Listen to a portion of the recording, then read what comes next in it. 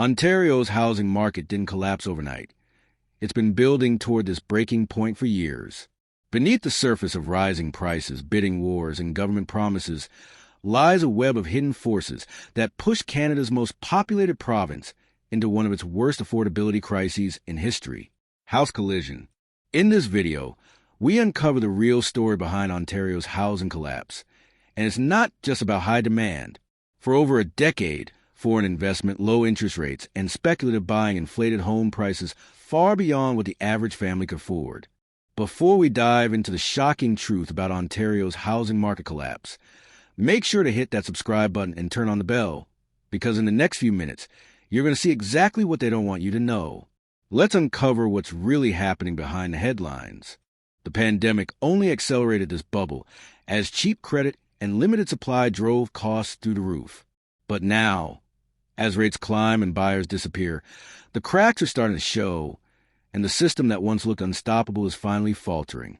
We'll explore how government policies designed to cool the market often made things worse, benefiting investors instead of first-time buyers. You'll learn how developers, corporations, and policymakers played a long game that prioritized profits over people, and how the result is a generation shut out of homeownership. We'll also look at the emotional side of the crisis. Families priced out, young people leaving Ontario, and entire towns transforming as housing becomes less about living and more about surviving. But it's not all doom and gloom. We'll also uncover where the opportunities lie. Some smaller Ontario towns are still affordable, with growing job markets and community investments that make them hidden gems in the midst of chaos. This market shift might just be the wake-up call the province needs to rethink housing entirely, focusing on sustainability, fairness, and accessibility. By the end of this video, you'll understand exactly how Ontario reached this point and what it'll take to rebuild a housing market that actually works for everyone, not just the top 1%. Whether you're a buyer, renter, or investor, this is a deep dive you can't afford to miss. For years, Ontario's housing market was treated like a gold mine, a place where every condo, townhouse, or single-family home seemed destined to double in value. Investors, both local and international, poured in billions, confident that prices would only go up. But now, that once booming market is showing serious cracks, and investors are quietly or not so quietly pulling out. The question is, why? It starts with interest rates. For over a decade, cheap borrowing made real estate the easiest way to grow wealth. Low mortgage rates meant people could buy more property, leverage more credit, and flip homes for massive profits. But when the Bank of Canada began aggressively raising rates, that easy money vanished. Suddenly, the monthly payments on investment properties skyrocketed, rental yields shrank, and profits evaporated. Investors who once bragged about owning multiple properties are now offloading them just to stay afloat. The second major factor is fear, not just the high rates, but the entire system unraveling. Ontario's market relied heavily on confidence, the belief that prices would keep rising no matter what. But as listings pile up and homes sit unsold for months, that illusion is breaking. Even major developers are halting new projects, waiting for the dust to settle. The days of blind optimism are over. There's also a growing sense of political and public backlash. With so many families priced out, real estate investors are no longer seen as savvy. They're seen as part of the problem. Government measures like the foreign buyer ban and increased property taxes on vacant homes are making investment less attractive. Combine that with higher maintenance costs, insurance hikes, and stricter rental rules, and the margins just don't make sense anymore. The result? A slow but powerful shift. Investors are moving their money out of Ontario, some into other provinces like Alberta, others into entirely different asset classes like stocks or U.S. real estate. What's left behind is a cooling market struggling to find balance between real demand and inflated expectations. This exodus isn't just about numbers.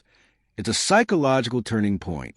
The dream of easy real estate wealth in Ontario is fading, replaced by a more cautious, uncertain reality. And in that uncertainty, the province's housing market may finally be forced to face the truth it's been avoiding for years. For over a decade, Toronto's housing market seemed untouchable, a glittering empire built on skyrocketing prices, endless demand, and a collective belief that the bubble would never burst. But in 2025, the cracks are no longer rumors, they're headlines. The Toronto housing bubble, long inflated by speculation, foreign investment, and cheap credit, is finally deflating, and the effects are spreading across Ontario like shockwaves. It all began when interest rates surged.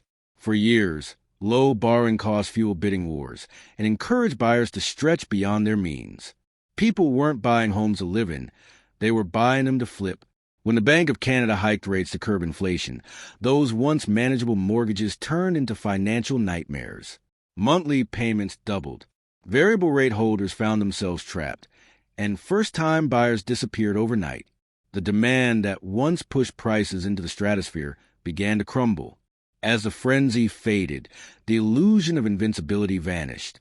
Real estate agents who once juggled dozens of offers are now begging for a single bid. Homes that sold in days now sit for months, and price cuts, once unthinkable in downtown Toronto, are everywhere. The once booming condo market has been hit especially hard.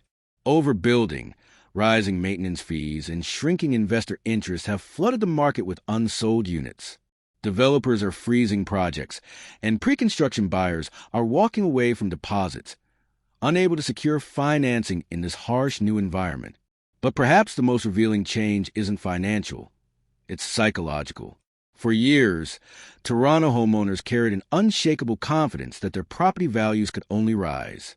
Real estate became an identity, a status symbol, even a retirement plan. Now, uncertainty has taken its place. Panic selling has begun in some areas, with owners rushing to exit before prices fall further. Renters, once priced out, are watching the chaos unfold with a mix of relief and disbelief. This is more than just a housing correction. It's a cultural reset. The dream of effortless wealth through property is fading, replaced by a more sobering reality. Markets move in cycles, and Toronto's boom has reached its limit. As interest rates stay high and affordability worsens, the city is being forced to reckon with the truth that no market, no matter how glamorous, can defy gravity forever. For years, millennials were told that if they just worked hard, saved smart, and skipped a few lattes, they'd one day afford a home. But in 2025, that dream feels more like a cruel joke. Across Ontario, a generation that once idolized homeownership has decided to stop chasing the impossible.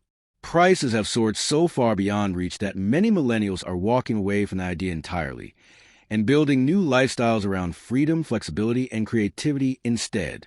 In cities like Toronto and Ottawa, the average home price has climbed to levels that would take decades to pay off. A simple starter home can cost over $1 million, while rent continues to swallow half of most people's income.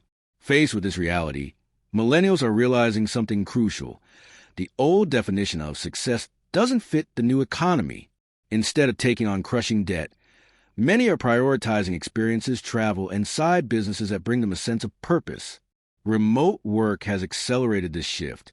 With more flexible jobs and the rise of digital freelancing, young professionals are escaping urban chaos for smaller Ontario towns where rent is lower and life moves slower. Places like Windsor, Sudbury, and Kingston are seeing a quiet migration of millennials who prefer to rent or co-live rather than buy. They're investing in mobility, not mortgages. Some are even pooling resources with friends to rent large homes together, creating modern versions of communal living that mix practicality with social connection. Others are using their savings differently. Instead of a down payment, they're buying vans, turning them into mobile homes, or traveling full-time. The van life movement has exploded, offering financial freedom and adventure over stability and debt. Many are also diving into online entrepreneurship, building content creation businesses, e-commerce stores, or remote startups. For them, freedom of time has become more valuable than owning property. Millennials aren't lazy or careless. They're simply adapting to a broken system. They're rejecting outdated financial norms that no longer work and creating alternative paths to security. In a world where buying a home feels like a lifelong prison sentence, they're choosing flexibility, creativity, and self-determination. Maybe they're not giving up on the dream. Maybe they're just redefining it.